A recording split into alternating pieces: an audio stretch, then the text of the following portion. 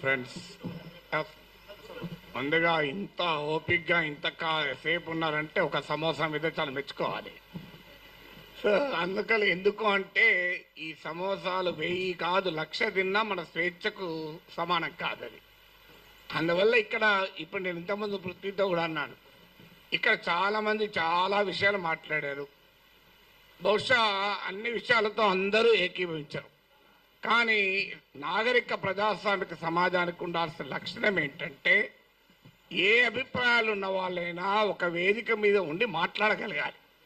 అది నాగరిక సమాజానికి ఉండాల్సిన లక్షణం. సో ఇక్కడ ఉన్న వాళ్ళందరికీ ఒకటే కన్సర్న్ ఏంటంటే స్వేచ్ఛను హరించకూడదు. ఇక్కడ మాత్రం డిఫరెన్స్ ఏం లేదు కదా ఎవరికి. భావ ప్రజ్ఞా స్వేచ్ఛను హరించకూడదు. భారత రాజ్యాంగం కల్పించిన ఆర్టికల్ 19(1)(a)లో కల్పించిన భావ ప్రజ్ఞా స్వేచ్ఛను హరించకూడదు. హరిస్తే ఏం చేస్తారు? కేసులు పెడతారు. నేను అన్నాను అరెస్ట్ చేస్తారని భయమా సార్ అన్న. భయం ఉంటే యాంటిసిపేటరీ బెయిల్ పోతాను, పోలే కదా అన్న. ఇంతవరకు యాంటిసిపేటరీ బెయిల్ పిటిషన్ వేయలేదు, వేయను కూడా. ఎందుకంటే నవ్వుతూ అన్నా, నా జీవితంలో చాలా అనుభవాలు వచ్చాయి, అసెంబ్లీతో సహా. ఒక జైలు అనుభవం రాలే, అది కూడా పోయి చేస్తే నా ఆత్మకథ పూర్తయితే ఇంకో చాప్టర్ అని చెప్పాను. సో అందువల్ల అరెస్ట్లకు భయపడే వాళ్ళమైతే ఇక్కడ దాకా రాకనే పోయేవాళ్ళం. నేను 30 ఏళ్ల వయసులో యూనివర్సిటీలో అసిస్టెంట్ ప్రొఫెసర్గా ఉన్నప్పుడు Times of India group daily the ఇండిపెండెంట్కు ఒక ఆర్టికల్ రాశాడు. అప్పుడు ముఖ్యమంత్రి నెదురుమల్లి జనార్దన్ రెడ్డి పైన glad to see him go అని రాశాడు. అప్పుడు చీఫ్ మినిస్టర్ ఆఫీస్ నుంచి వైస్ ఛాన్సలర్ ఫోన్ వస్తే నన్ను పిలిపించాడు. ఏం నాగేశ్వర్, పెళ్ళై 4 ఏళ్ళు అయింది, కొడుకు పుట్టి 1 year కూడా కాలే, ఇప్పుడు మన ఈ ఉద్యోగం తీసేస్తే ఏమవుతుంది అన్నాడు. నేను తీసేయమన్నాడు సార్ మీ సీఎంను. ఒక 30 ఏళ్ళు అక్కడ ఇక్కడ ట్యూషన్లు చెప్పుకొని బతుకుతా, 30 ఏళ్ళ తర్వాత కోర్టులో సుప్రీంకోర్టుకి వెళ్ళి ఈ డబ్బులన్నీ తెచ్చుకుంటే జూబ్లీహిల్స్ ఇల్లు కట్టుకుంటా అని చెప్పాను. ఎందుకంటే నాకు అదొకటే మార్గం కనబడుతున్నది సార్, లేకపోతే లేదని చెప్పిన. అంటే అందువల్ల 30 ఏళ్ళ వయసులోనే భయపడలే, 62 ఏళ్ళ వయసులో భయపడతామా? సో అందువల్ల అది భయపడే ప్రసక్తే లేదు.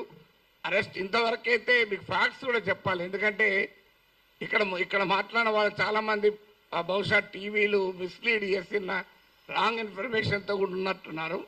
నా దగ్గరికి అరెస్ట్ చేసడానికి ఎవరైతే రాలే ఇప్పటి వరకు, రారని నేను చెప్పను, ఇప్పటి వరకు రాలేదు. హైదరాబాద్కు వచ్చారేమో తెలియదు, మా ఇంటికి రాలే. అయితే అక్కడ తెలంగాణ పోలీస్ ప్రొటెక్షన్కి వస్తే వాళ్ళ ఫోటోలు వేసి మనం మీడియాలో ఆంధ్ర పోలీస్ వచ్చిందని రాశారు. ఆ వీడియోలో ఉన్న వ్యక్తి మన టోలీచెక్ సిఐ. సో అలా కూడా వచ్చాయి వార్తలు. ఆ వార్తలు కూడా ఇట్లాంటి పత్రికల్లోనే వచ్చాయి. పోనీ వీళ్ళు ఇక్కడ మనకు అర్థం కావాల్సింది అంటే, ఒకటి రాజ్యం ప్రభుత్వమే నేరుగా కేసులు పెట్టింది. ఏంటా కేసులు? కులచిచ్చు పెట్టానట. నేను నా మాటలో ఎక్కడ కులమన్న పదమే లేదు, కులచిచ్చు పెట్టాను. పవన్ కళ్యాణ్ మాటల్లో కూడా చెప్పాడు కులం. అసలు నేను ఎక్కడ కులం తీసానో నాకు ఇప్పటికీ అర్థం కాలే. ఇప్పుడు ఒక అంశం వచ్చినప్పుడు అనేక మంది భిన్నమైన అభిప్రాయాలు ఉన్నవారు ఆ అంశాన్ని వరకు సమర్థిస్తుంటారు. అది ఏ కులం వాళ్ళైనా కావచ్చు, ఏ ప్రాంతం వాళ్ళైనా కావచ్చు, ఏ రాజకీయ భావాలు ఉన్న వాళ్ళైనా కావచ్చు. ఇప్పుడు దీన్ని మైక్ అనాలి. దీన్ని మైక్ అని ఒక కులం వాళ్ళకి చెప్తే మైకు, ఇంకో కులం వాళ్ళు చెప్తే కాదు స్టిక్ అంటారా? ఒక పార్టీ వాడికి చెప్తా మైకు, ఇంకో పార్టీ వాడికి చెప్తే బాటిల్ అంటారా? ఎవరైనా మైక్ అనాలి. సో దానికి కుమ్ముకైనట్టు కాదని. తర్వాత ప్రాంతం అని కూడా తీశాడు పవన్ కళ్యాణ్. ప్రాంతం అని తీస్తే ఎవరు తీశారు ప్రాంతం? నిజంగా ఇక్కడ వచ్చిన ఇన్ని సంఘాలు ఉన్నాయి, వీళ్ళు తీయలే. తెలంగాణ సంఘాలు మొదలు ప్రాంతం అనే ప్రస్తావనే తీయలే. ఆ ప్రస్తావన తీసి కూడా 2 పార్టీల వాళ్ళే. నువ్వు తెలంగాణ వాడివి, ఆంధ్రప్రదేశ్ రాజకీయాల గురించి ఎట్లా మాట్లాడుతావు? అయ్యమ్మ నేను అమెరికా వాడిని, అక్కడ ఓటర్నా, ఆడ మాట్లాడుతున్నా కదా. ఇరాన్ పైన మాట్లాడుతున్నా, ఇరాన్ ఓటర్నా? ఇది ఎక్కడ సిద్ధాంతం అయ్యా? మీరైతే ఇక్కడ ఇల్లు కలిగి ఉంటారు, ఆస్తులు కలిగి ఉంటారు, మేము మాట్లాడకూడదంటే ఎట్లా? తెలంగాణలో ఉన్న పుట్టినవాడిని కనుక తెలంగాణ వాడు కనుక మాట్లాడద్దంటే ఎట్లా? అంటే కులం తీసింది మీరు, ప్రాంతం తీసింది మీరు, మళ్ళీ మమ్మల్ని కులము ప్రాంతం తీశారంటున్నారు. ఎంత ఆశ్చర్యమో చూడండి. ఇక అది కులం చిచ్చు పెట్టారని కేసు పెట్టారు, అక్కడ కులం ప్రస్తావన కూడా చేయలేదు నేను. ఇంకో కేసు ఏంటిది? ఈవెన్ నోటీస్ ఇవ్వకుండా కూడా అరెస్ట్ చేయొచ్చు 3 ఏళ్ళు. ఏంటది అంటే అల్లర్లు సృష్టించేదానికి పనిచేశారట. నేను ఇప్పుడు ఈ ఇన్సిడెంట్ జరిగి 10 రోజులు అయింది. ఎక్కడ అల్లర్లు అయింది? 2 దోమలు కూడా ఎవరు చంపలే, 4 ఈగలు కూడా చంపలే. అల్లర్లు ఎక్కడే? పోనీ 2 కుక్కలు కొట్లాడుకున్నాయా? అని ఏమో ఏంది మీకు అల్లర్లు సృష్టించారు. అదే కాదు, ప్రజా జీవితాన్ని అల్లకల్లోలం చేశారని ఒక కేసు. జోకేంద్ర వాళ్ళు పెట్టిన కేసులు మనం నవ్వొస్తాయి. మీరు ఎంతమంది చూశారో తెలియదు నాకు ఎఫ్ఐఆర్లు. ఆ సెక్షన్ నేను చూస్తే ఆ లాలోనే ఉంది, this section is not applicable for words అన్నాడు. మరి నేను వర్డ్స్ కాకపోతే ఏం మాట్లాడినా బాంబులు వేసినా. ఇంకో దగ్గర this section is not applicable to the statements అన్నారు. నేను మాట్లాడేది వర్డ్ స్టేట్మెంటే కదా. అంటే అప్లికేబుల్ కాదని చట్టంలో ఉన్న కేసు పెట్టారు. ఇక చూడండి, ఇక్కడ మనకు అర్థం కావాల్సింది అంటే చాలా మంది మిత్రులు మాట్లాడారు, నేను మాట్లాడిన అంశం అసలు ఇష్యూనే కాదు, అది ఇష్యూనే కాదు. నన్ను కులం అన్నారు. ఇప్పుడు ఇంతకుముందు విమలక్క గారు చెప్పారు, నేను ఏ కులంలో పుట్టాలనే హక్కు నాకుంటే, అది అవకాశం నాకుంటే అది నేను డిసైడ్ చేసుకుంటాను. ఎక్కడో చోట పుట్టిన తర్వాత ఎక్కడున్నాం అనేది పాయింట్ కదా.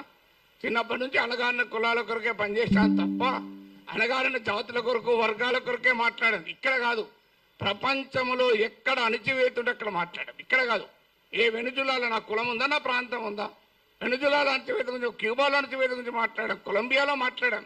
అక్కడ ఎవరి కులాలు ఉన్నాయి, ఎవరు ఏమున్నాయో మాకు. సో ఎక్కడ అణచివేత ఉంటుంటే అక్కడ మాట్లాడతాం. సో అందువల్ల ఇక్కడ అసలు విషయం ఏంటి అంటే, ఇంతకుముందు చెప్పారు మన మిత్రుడు రఘు చెప్పాడు, అసలు విషయం ఈ ఇష్యూనే కాదు. ఇష్యూ ఏంటి, ఆంధ్రప్రదేశ్కు విశాఖపట్నానికి రైల్వే జోన్ ఇచ్చాడు. ఆ ఇచ్చినట్టే ఇచ్చి ఆదాయం వచ్చే కిరండాల్ కోరాపుట్ లైన్ తీసేసి ఇచ్చారు. ఆ లైన్ను ఒరిస్సాకు పంపించారు. ఆంధ్రప్రదేశ్లో ఒక్క రాజకీయ పార్టీ అడగదు. నా పైన గంట సేపు డిబేట్ పెట్టే టీవీ ఛానల్ కూడా అడగవు. విచిత్రం ఏంటంటే, అయ్యా మరి ఈ రైల్వే జోన్ ఇచ్చారు, ఆదాయాన్ని ఇచ్చేదాన్ని తీసుకువెళ్ళి ఒరిస్సాలో కలిపారు, ఇది అన్యాయం కదా అని ఒక్కరు అడగలే. నాగేశ్వర్ పైన 1 అవర్ డిబేట్ పెట్టిన వాళ్ళకు ఆంధ్రప్రదేశ్ ప్రజల కోసం అవసరమైన ఈ ఒక్క టాపిక్ మీద ఎందుకు డిబేట్ పెట్టరు? ఆన్సర్ లేదు. ఇక మీకు మచిలీపట్నం పామర్రు ప్రాంతంలో మీకు విలువైనటువంటి ఆయిల్ అండ్ గ్యాస్ నిక్షేపాల్ని ఓఎన్జీసీ కనుగొంటే అత్యంత చరిత్ర జరిగిన దుర్మార్గ చరిత్ర గల వేదాంతకి ఇచ్చేశారు. తూత్కుడిలో ప్రజల్ని చంపినటువంటి వేదాంతకి ఇచ్చారు. ఇది ఆంధ్రప్రదేశ్లో ఏ ప్రధాన పార్టీలు రెండూ అడగలే. ఇక్కడ నా మీద డిబేట్ పెట్టిన టీవీ వాళ్ళు అడగలే. విచిత్రం ఏంటంటే, కానీ నేను అడిగాను, అది కోపం ఏంటంటే ఇలాంటి ఉదాహరణ 100 చెప్పగలుగుతాను. అందువల్ల పబ్లిక్గా క్వశ్చన్ చేయకూడదు. అందువల్ల ఒక్కసారి బెదిరిస్తే దాన్ని డాక్ట్రైన్ ఆఫ్ చిల్లింగ్ ఎఫెక్ట్ అంటారు. అంటే బెదిరిస్తే వీడు నోరు విప్పడోని. కానీ గుర్తుపెట్టుకోవాలి, ఎంత బెదిరిస్తే అంత బిగ్గరగా అడుగుతాం, పని కట్టుకొని అడుగుతాం. అదే నేను అన్నది. అదే అని యుద్ధం మీరు మొదలు పెట్టారు, నేను ముగిస్తాను అన్నాడు. మళ్ళీ దాన్ని పెట్టుకొని యుద్ధం చేస్తావట అంటాడు. అయ్యా నేను ఏమన్నా అందులో క్లియర్గా నా ప్రజా సమస్యల పైన అన్నా.